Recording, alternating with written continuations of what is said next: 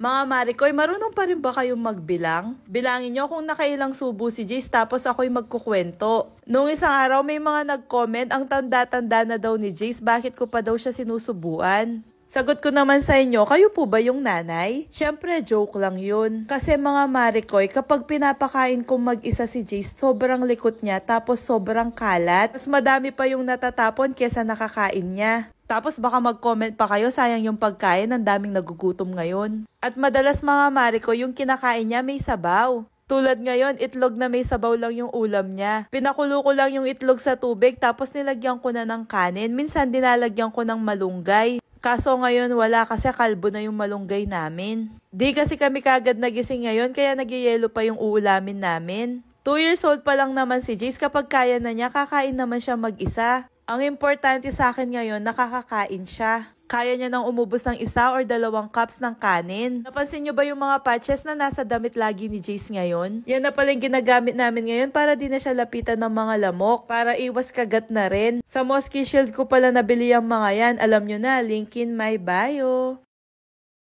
Tulog na si Jace mga Marikoy kaya magmi-me time muna ako. Gagawa pala ako ng almusal na merienda. Kasi masarap pang almusal to pero masarap din pang merienda. Depende talaga sa gusto mo. Basta i-make sure mo lang yung gusto mo, gusto ka din. Masakit kasing umasa mga mare, minsan nakala mo gusto ka na niya tapos bigla makikita mo may post iba na yung kasama. Kayo naman kasi mga lalaki, wag kayong masyadong paasa. Sige nga mga Marikoy, sagutin nyo to. Sino yung may mali? Yung paasa o yung umaasa? O bago pa kayo mag-away-away dyan sa comment section, ito na nga pala yung niluluto ko. Gamit lang ako ng tinapay, butter, sausage at saka itlog.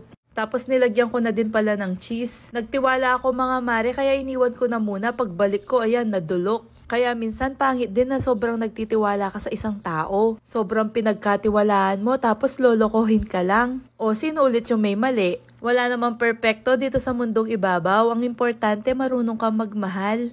Kaso yung mahal mo, di ka naman mahal. So, sino ulit yung may mali? Ang gulo-gulo ko no mga Marikoy, basta kakain na lang ako dito. Tara na, kain na tayo.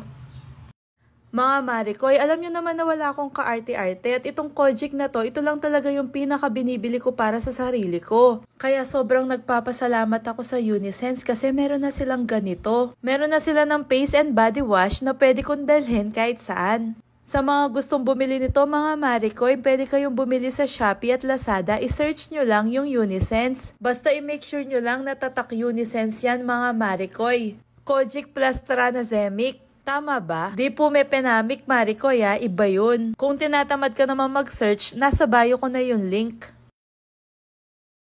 Unisense Kojic Tranexamic. Unisense Kojic Tranexamic. Basta i-make sure nyo lang na tatak Unisense yan mga Marikoy. Unisense Kojic Tranexamic.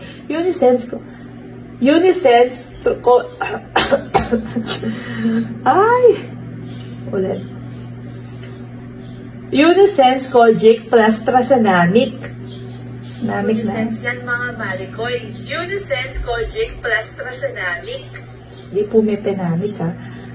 Di po may penamic Marikoy ha. Iba yun. Di po may penamic Marikoy ha. Iba yun.